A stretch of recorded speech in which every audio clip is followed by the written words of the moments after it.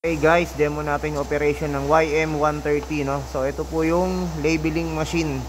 So sa mga round bottle po ito, no? Ito po yung unit na yan. So 220 volts, tapos kailangan natin ng air compressor, no? So yung air compressor natin, ayan po.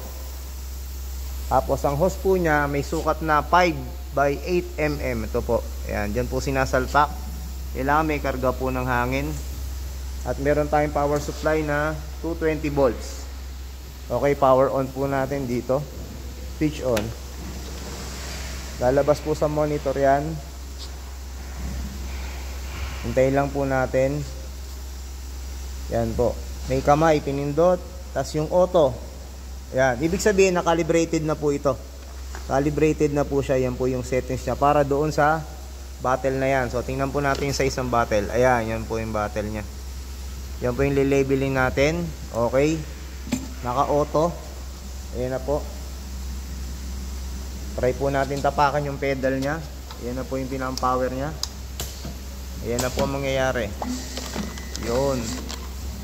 So, check po natin. So, yun. Okay.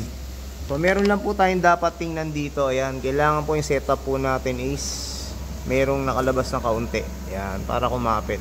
So, ganun lang po kasimple. No? Once na nakalibrate nyo na po doon sa size ng bote, ganun lang po siya gamitin.